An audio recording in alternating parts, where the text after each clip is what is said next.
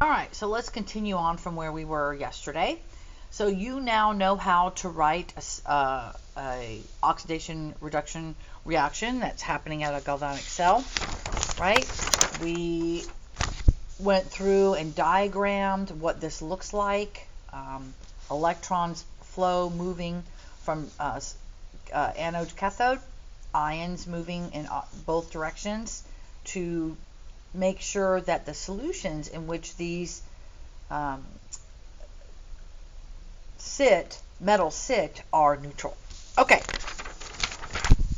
so now we're going to do learn how to calculate and predict how these reactions are going to go and what their potential will be.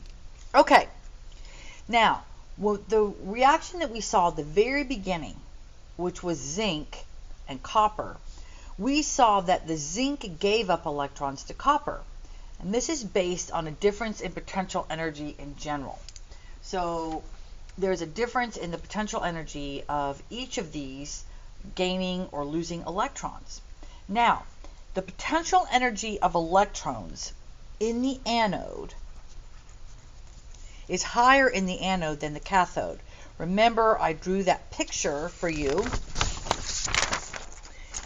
kind of like a hill.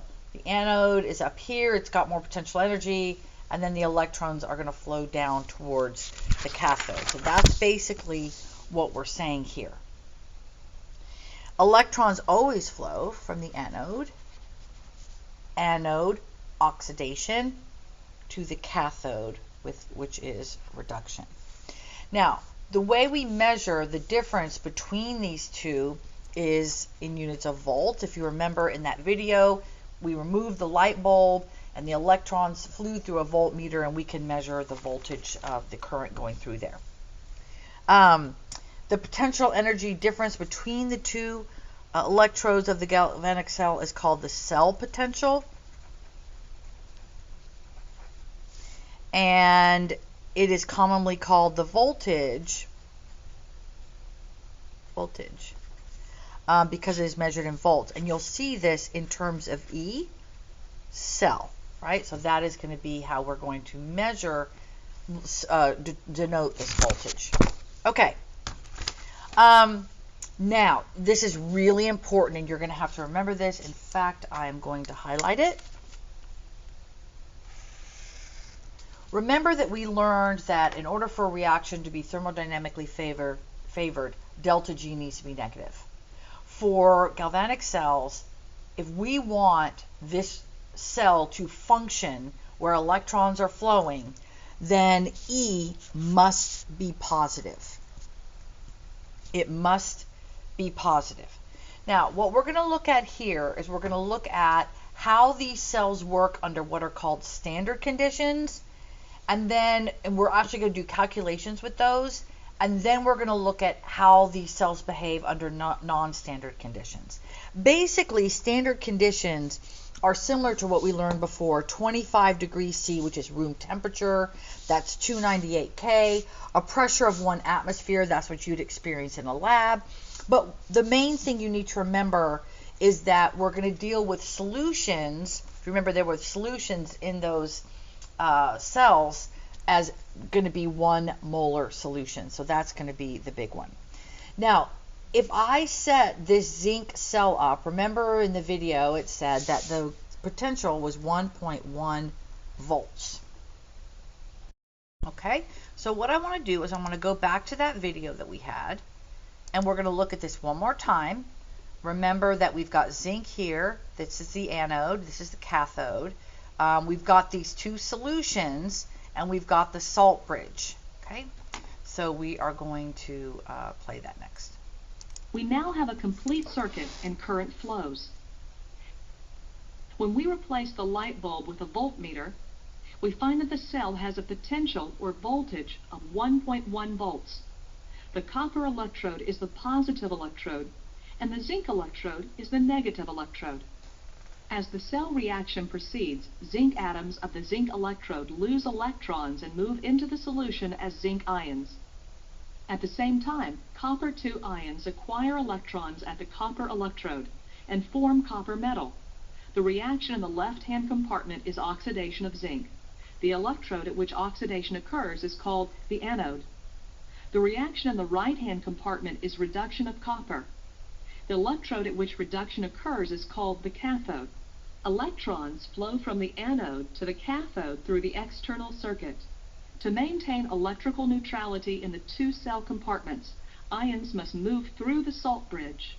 In summary, remember that in a voltaic cell, the anode at which oxidation occurs is the negative electrode. The cathode at which reduction occurs is the positive electrode. All right, so if I replace that light bulb, I can actually measure the voltage of that electron flow that goes through there. Now, when we have these standard conditions, which are room temperature, basically room conditions, laboratory conditions, and 1 molar, I can have a series of what are called half cell potentials, which means they are called standard reduction potentials, or RE. So E of the cell is the overall potential of the redox reaction. These are the individual potentials of the individual half reactions. Okay? Now, the E of the cell is basically going to be the E of the reduction portion, or the cathode, plus a negative E of the reduction under standard conditions. Now, why am I putting a negative there? I'm putting a negative there, and you'll see this in a minute. We're going to add the two values, the E's that we pull off the table of standard reduction potentials. We're going to add them together, but I've got to flip one, and I'll show you why. All standard reduction potentials are listed only in the reduction direction. So we've got a value, and all of these values are for the reduction. When I do a redox, one is going to be a reduction, and then I'm going to flip the other one, which will make this the opposite sign to get the oxidation. So just a heads up that that's what we're going to do. So I'm going to show it like this. He shows it in his video as a subtraction, but I just want to show you that we're adding the negative. Okay. Now, it is not possible to measure the standard reduction potential of a half reaction directly. We're going to do this for a series of half reactions. But what we're going to do is we're going to take the metal and we're going to compare it to hydrogen, which we are going to determine to be 0. So this is zinc again. And I've got zinc. Let me make this a little bit bigger so you can see. I've got zinc coming off here again as zinc plus. This is my anode again, and this is oxidation. And I'm going to put that there, right? And then here I've got my cathode. So let's put the equation here. Zn solid goes to Zn2 plus 2 electrodes. 0 to 2 plus, so that is oxidation. This reaction is going to be slightly different. If you notice, I've got an H plus there. I'm going to take 2 H pluses plus 2 electrons, and I'm going to make hydrogen gas. I'm still going from a +1 to a 0, so that is still a reduction, and I can actually collect the hydrogen gas. And that's going to create a flow of electrons in this direction. I've got sodium nitrate in my bridge, and so again, because I'm making so many of these, I have too many. I need some negatives to come over here.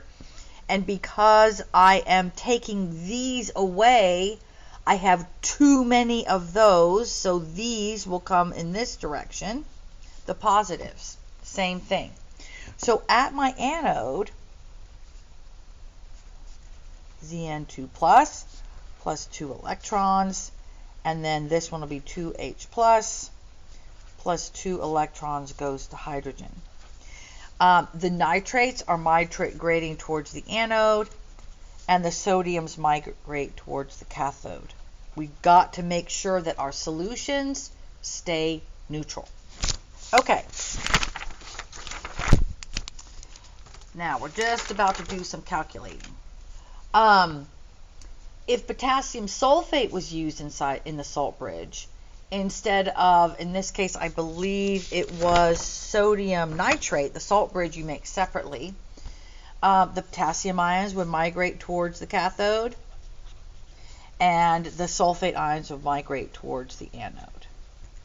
Remember that electrons do not flow through the salt bridge. This is a huge misconception, and you probably will be tested on that. So what I'm going to do is I'm going to stop the recording here, and then we're going to work some problems.